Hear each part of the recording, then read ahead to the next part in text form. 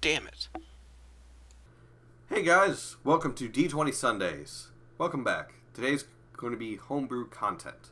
Before we get into that, I've got a little bit of thing, just about a minute of your time if you don't mind, to talk to you about my plans with the channel. Now, I know I've said this before, but I just want to reiterate that I truly do know what I'm talking about this time. I know what I want, but I need your help.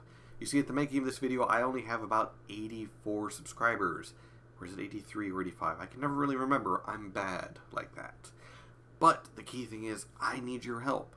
If you like any of my videos, please like and subscribe, so that way I know that I'm putting out good content. And in the future, I will talk to you again about what I plan on doing with any monetization if this channel ever gets to that sentence. At the moment, I'm talking with the other guys when it comes to the Sureskin campaign. That's Kiasa, Tulip, Regnus, Mute, and Alvar, as to what we will be doing. Primarily at the moment, it looks like charity. Any money made on this channel will be going to charity. But that's neither here nor there, as I'm way far away from reaching that 1,000 subscriber mark or that 4,000 viewer or 4,000 watched hours mark that you need to monetize a channel. So at the moment, just like and subscribe, share with your friends, and send some more D&D players and Dungeon Masters my way, so that way I can continue to provide good content, or the best content that I can, until I get better equipment. Anyways, thank you. Now, on to the session that we have for today, which is homebrewed content. How do you balance magical items, magical armor, and encounters in a homebrew campaign, and homebrew creatures, and so on? Now, this was a question I received from a few others, one of which is a dungeon master. A few of them were players who were planning to become dungeon masters. Is how do you balance homebrew, essentially items and encounters with these monsters that you've made up yourselves, to where they don't seem overpowered or underpowered when facing against your opponents, or being used, or facing against your players, not your opponents, facing against your players, or being used by your players.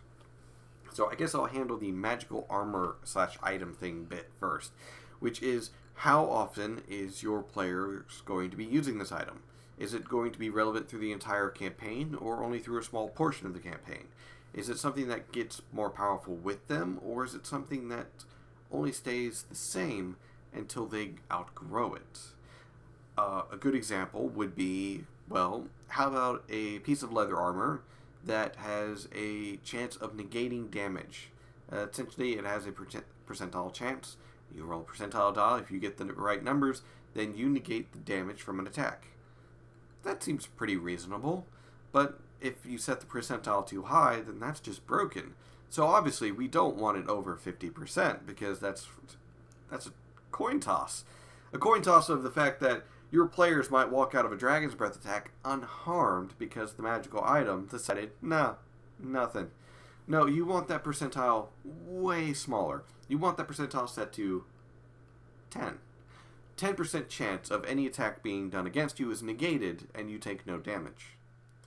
I say that's a fair number. It's not overpowered, and it's not so low that it's underwhelming.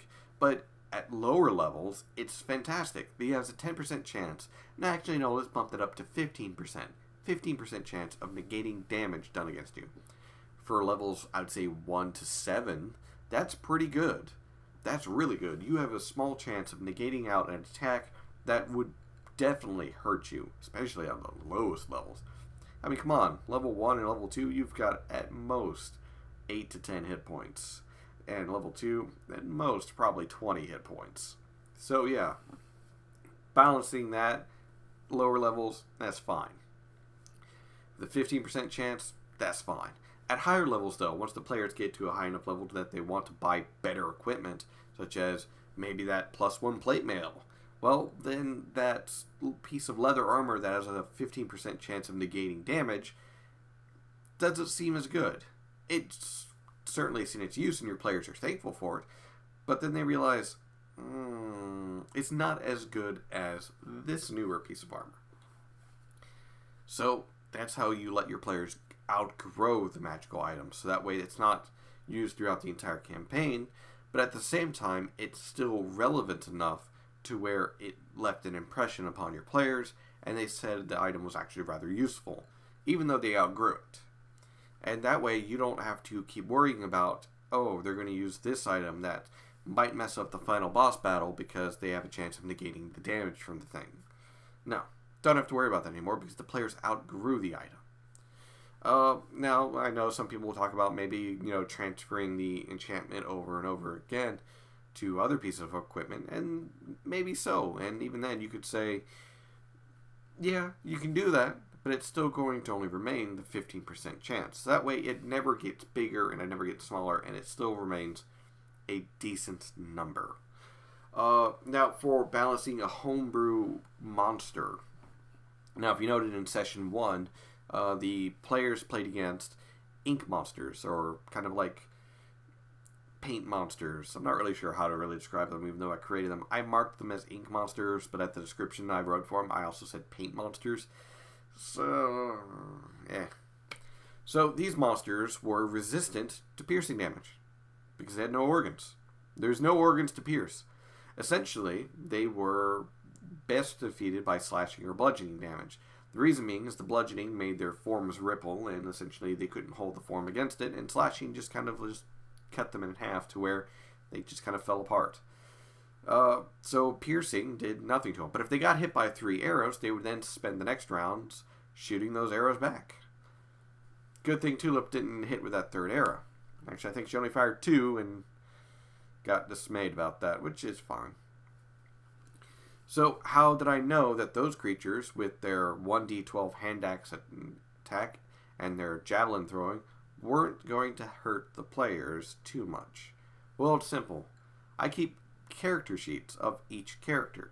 That's right, I keep copies of each of my players' character sheets, and I do a mock battle. I essentially set out a small area. Normally on this, I have a battle mat that I put out on it, and I just try and determine how many of these things can the players go against at their current level before they are completely defeated.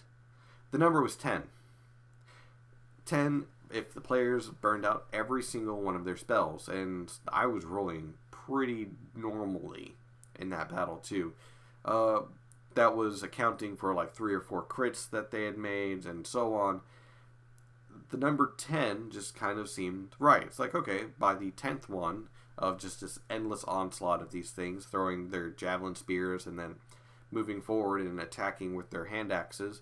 Well, the javelin spears things were essentially them jettisoning some of their own ink.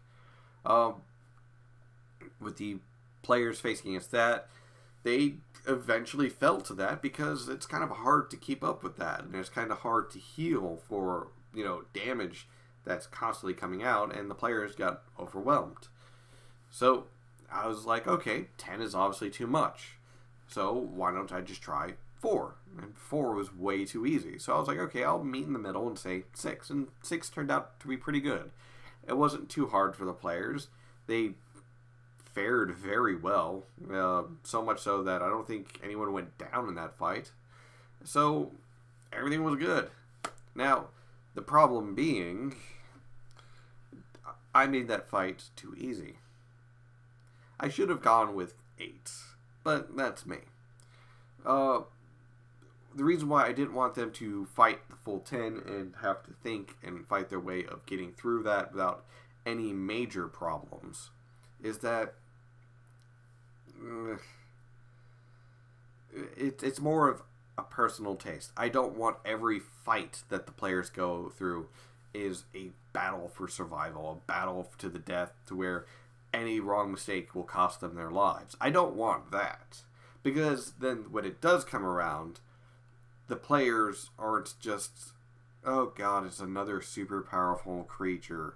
No, I want them to be like, okay, this one is obviously stronger than the others. We've been having a pretty good cakewalk up to now. This stuff's getting serious. That's what I want.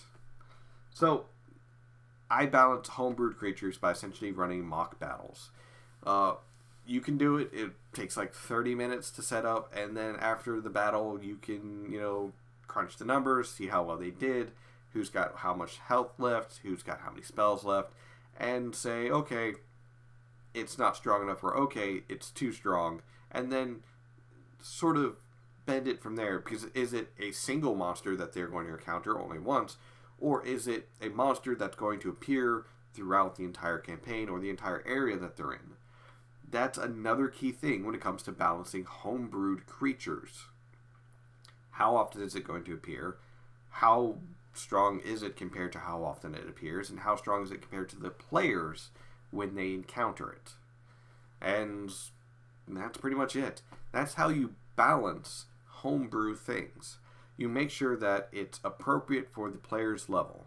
First, by essentially running a mock combat with it, or maybe even determining essentially if something is used by it or used against it.